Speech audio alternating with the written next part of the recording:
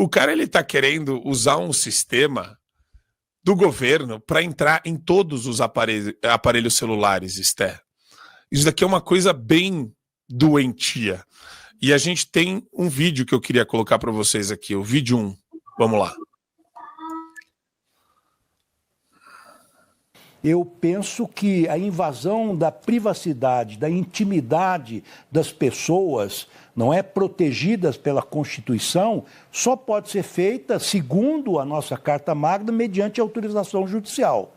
Então, jamais esse programa permitirá que nós nos intrometamos na vida privada, pessoal, íntima do usuário do celular.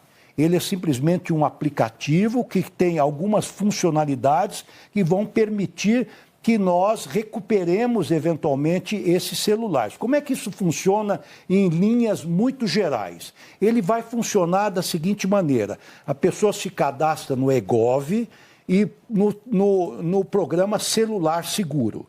Então, esse programa tem várias funcionalidades. Uma das mais importantes é esta: quando ele vai comprar um celular fora das lojas credenciadas, como Apple e outras, ele provavelmente compra de um vizinho, de um amigo, de um revendedor qualquer. Ele vai consultar o cadastro que tem no eGov para saber se o celular foi furtado ou foi roubado. Então, imediatamente, obviamente, se for uma pessoa bem intencionada, diz: oh, desculpe, mas esse celular está roubado ou está furtado, não vou comprar. E aí, Esther, não tem métodos menos heterodoxos para ser muito brando na minha colocação aqui? Porque o que esse cara está falando é de uma estupidez e de uma cretinice sem limite. Basicamente, ele está tratando todo brasileiro como um bando de idiota, né? Isso daí não resolve o problema da criminalidade de porcaria nenhuma. Isso daí é uma forma de você invadir privacidade e intimidade das pessoas. É um pretexto para ter um governo criminoso entrando no meu celular e na minha vida, Esther.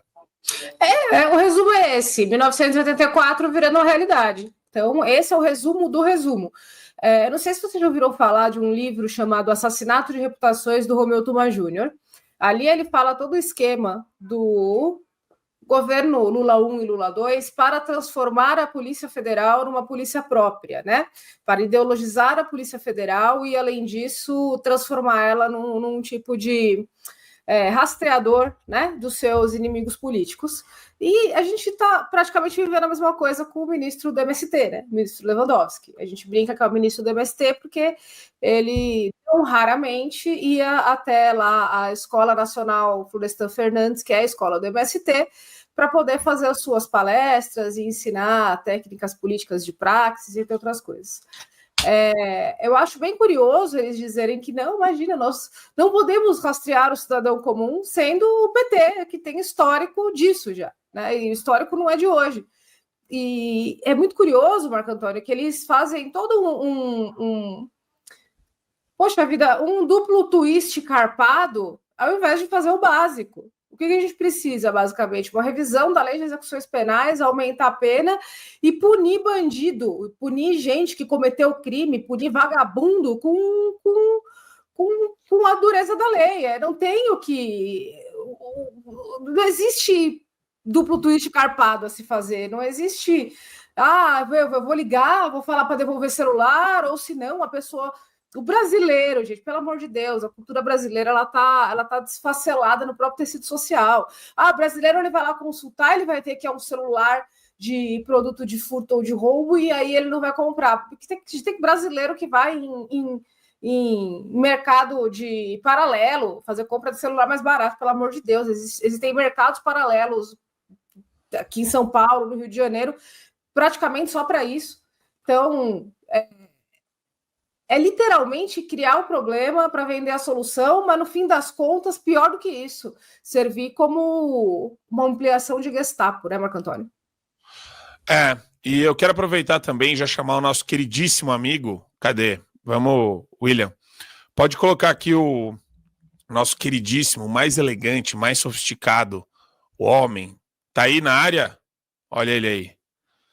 Bom dia, Rafael Satier, nosso vereador federal. sempre impecável.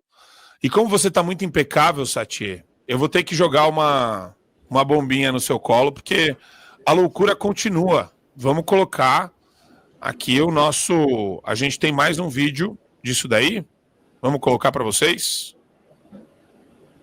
Esse plano foi apresentado ao Supremo Tribunal Federal e foi ratificado com algumas dissensões pequenas. Esse plano pretende, em 3 anos, cuidar da entrada dos detentos nos presídios para evitar a superlotação, prendendo somente aqueles que devem ser presos para não ocupar o espaço daqueles que são perigosos. Vou colocar mais um trecho aqui. Vamos lá. Globo News, vídeo 3. Polêmica da frase a polícia prende, o juiz solta, com a frase de que a polícia prende mal, por isso que o juiz solta. Depois o senhor explicou, contextualizou essa declaração. Mas, além disso, a gente tem uma certeza. A polícia pode prender mal, o juiz pode liberar mal, mas, assim, o que é unanimidade é que o Brasil prende mal. Nossas penitenciárias, eu falo das penitenciárias estaduais de responsabilidade dos governadores, não isolam os presos, ao contrário, isso historicamente, as 2 facções brasileiras nasceram dentro de uma unidade do Estado, tanto o Comando Vermelho quanto o PCC, dentro de presídios.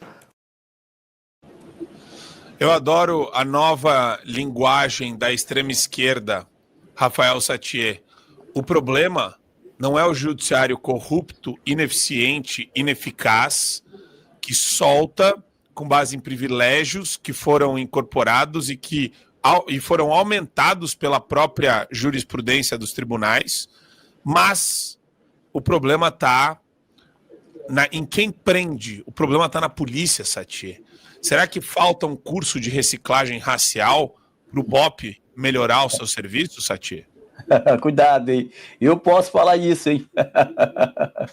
Marco Antônio, bom dia. Esther, bom dia. Que honra e prazer estar contigo aqui pela primeira vez na bancada do Fio Diário. Eu tendo essa honra de estar com você. Nossa produção do Fio Diário e a nossa querida e qualificada audiência, que só cresce e, evidentemente, melhora ainda mais a nossa credibilidade aqui nas redes sociais, nas plataformas digitais. Olha, Marco Antônio, o que a gente está vendo é, mais uma vez, aquelas anomalias, né? Aquele tipo de discussão que nunca deveria acontecer e não acontece, evidentemente, num país sério, onde leva a segurança pública com muita prioridade. É o Brasil. O Brasil é um país onde, sim, a polícia prende e o juiz solta. Essa é a grande verdade, onde a justiça é cega para corruptos e com olhos abertos para quem usa batom. Essa é a justiça brasileira. E, infelizmente, a justiça brasileira, na minha visão, no meu ponto de vista, o poder judiciário é o poder mais corrupto da República. Sim, é o poder mais corrupto da República. Eu não faço uma autodefesa porque eu sou vereador da cidade. Sou vereador, vai fazer 100 dias amanhã. A minha vida, eu tenho 38 anos de idade. Então, não é corporativismo, mas é evidente que a vida pública de um político acaba fazendo com que as pessoas entendam, né, e justamente pelos históricos, evidente, que o político é corrupto, porque você só fala isso, que o político é o corrupto, porque você não conhece o judiciário, as vendas de sentenças e uma série de anomalias que acontecem ali dentro, sobretudo quando chega nas mais altas cortes. Não faz sentido um ministro que ganha aparentemente 40 mil reais ter um Patek Philippe ou um Rolex Daytona de R$1 milhão. Enfim, sigamos. Olha, o que está acontecendo no Brasil, e essa é mais uma maneira que esse governo acena para a segurança pública. Não faz sentido. As pessoas não querem receber uma notificação no seu aparelho. Isso vai ajudar até o bandido. Quando receber essa notificação, vai entender que o governo, as autoridades já sabem que o aparelho foi roubado, aí é melhor para ele desmontar logo o aparelho e vender as peças. Todo mundo sabe que bandido não vende mais um aparelho. Hoje existem tecnologias para bloquear. A própria pessoa que compra um iPhone, por exemplo, ela consegue bloquear, a pessoa não consegue mais usar. Eles compram para vender as peças desse aparelho. Todo mundo já sabe disso. E a justiça, ela é essa justiça mesmo, a justiça da impunidade, que solta vagabundo. Ontem eu estive no pré-lançamento de um documentário do Brasil Paralelo chamado Rio em Chamas, e fala muito disso. Olha só, a polícia ela só age quando as instituições falham. quando todas as instituições falham, a justiça, a política, o Ministério Público, o Poder Executivo. Aí, quando tudo dá errado, quem vai resolver o problema todo? É a polícia. É o Estado com seu aparato de força. É assim que acontece. Aí, depois que tudo deu errado, todas as instituições falharam miseravelmente, a polícia vai lá, e aí, no final de tudo, a culpa ainda é da polícia, que prende mal. Venhamos e convenhamos. Os nossos guerreiros aqui na cidade do Rio de Janeiro, que fazem combate como qualquer soldado norte-americano que combate em alguma região do Oriente Médio numa guerra, essa é a polícia do Rio de Janeiro, a CORE, a Polícia Civil, o BOP e tantas outras instituições de segurança aqui da nossa cidade. Homens que saem das suas casas, deixam suas famílias em casa e vão defender a população do Rio de Janeiro. Eles merecem ser honrados e não vilipendiados ou taxados como culpados diante de um conflito que não foi eles que começaram ou quem começou. Então, o ministro, hoje o ministro Lewandowski, vive aos quatro cantos falando sobre as operações e falando como a polícia prende mal, quando, na verdade, são os bandidos que têm uma sensação de impunidade e se sentem num lugar ou num território onde a criminalidade está tranquilo. Tá bom para fazer, tá bom para cometer o crime. Foi discutido, eu termino a minha análise, foi discutido a semana passada a DPF 635, que impossibilita as operações na cidade do Rio de Janeiro. Óbvio, né? Ela não proíbe as operações, mas você tem que avisar para, no mínimo, 17 órgãos, escolas, Ministério Público, tudo. É evidente que uma hora vai vazar essa informação, inviabilizando o trabalho da polícia, como, por exemplo, o helicóptero. Não pode usar helicóptero, não pode atirar do helicóptero. Todo mundo sabe que o traficante tem uma posição vantajosa porque ele está acima da comunidade. E o policial que está subindo está embaixo. Quem está em cima tem uma visão privilegiada. O helicóptero sendo usado pela Polícia Civil, ele equipara essa força. Agora a polícia está em cima de quem já estava em cima. E o Supremo Tribunal Federal tentando de todas as formas aí minimizar os impactos da operação. A gente sabe quem está contra vagabundo e a gente sabe quem está a favor do vagabundo. A gente sabe quem tá contra a polícia e a gente sabe muito bem quem está a favor da polícia, Marco Antônio. E quem é vagabundo também, né? Vagabundo a favor de vagabundo. E eu não estou falando do cara do fuzil lá do CV, não, tá? Eu estou falando de outro vagabundo, tá? Muito mais periculosidade. Então, você vê. E, gente, eu fico estarrecido todos os dias, né? Mas eu também falo que eu fico estarrecido, só que todos os dias eu coloco para ouvir a galera do ICL e da CNN, que é uma prova de... É uma prova, eu não sei do que, mas é uma prova mental, psíquica e psiquiátrica. Enquanto isso, o que eles chamam, eu acho muito engraçado, né? Você abre a CNN, eu falo isso, pessoal. CNN é uma espécie de ICL com perfume. A galera do ICL é fedida, né? Eu sinto o cheiro do desodorante vencido deles, mas a CNN tem um perfume, né? Mas eles colocam assim, ó, bancada da bala planeja arquivar PEC da segurança de Lula. Um dos líderes da frente, Alberto Fraga, relata resistência ao texto do Ministério da Justiça, que rebate críticas e defende diálogo na elaboração da proposta. E quando a gente vê essa frente, ele coloca o seguinte: vamos rejeitar e arquivar tudo, só tem firula ali. O sentimento majoritário da bancada é contrário à PEC. E não existe nada de novidade, a montanha rugiu e pariu nada. Eles, governo, querem criar uma superpolícia com a União, tirando atribuições das PMs e colocando guardas municipais na Constituição. Também aponta para a ideia de que a União elabore um plano nacional de segurança. Isso daí avança sobre as competências dos estados. Aí vem a usurpação de poder, quebrando o pacto federativo, quando eles colocam que a União, que faz o plano nacional, os estados vão fazer o quê? Stepapaiano, não vivemos numa federação. Vivemos no estado unitário, onde você tem pseudo-governos estaduais, e agora, não só a PEC está tentando trazer mais centralização, que nem na PEC da reforma tributária, né? Essa porcaria que centralizou mais ainda poder na União. Isso daqui, para mim, é muito claro que é um avanço de controle sobre os governos estaduais e as polícias militares, sobre o poder discricionário do governador. Discricionário, pessoal, é quando ele tem a discrição, ele tem a oportunidade de tomar a decisão com base na medida que ele considera mais urgente para aquele momento. Isso é poder que um governador tem. Estão querendo tirar isso, Esther. Por quê? Por que será, não? Primeiro eu quero cumprimentar nosso querido vereador Rafael Sattier, dizer que é um prazer estar pela primeira vez aqui na bancada com ele. Eu gosto muito dele, acho que o melhor vídeo que ele fez até agora foi aquele da liberação da substância entorpecente, aquela que você traga, né? Eu adorei aquele vídeo dele. E vamos lá. Poxa vida, a gente tem a reforma tributária que ela primeiro tirou o poder dos municípios. Em breve a gente vai estar com as câmaras municipais não vão servir para absolutamente nada em razão desta reforma tributária, porque mexeu com partes administrativas e agora vem a tal da PEC da segurança, ou seja, o SUS da segurança pública, transformar as polícias e os governos em meros cartórios, tá? Eles male vão tratar ali de orçamento. Male, tá? Falando assim, nesses termos mesmo. Eu vou voltar aqui com todo mundo lá para 2013, quando aquelas grandes manifestações aconteceram, algo parecido com uma catarse de manifestações, né, que veio na sequência da Primavera Árabe e do Occupy Wall Street. A resposta da Dilma, ela foi coisas muito similares ao que a gente está passando agora, só que ali ela não conseguiu passar.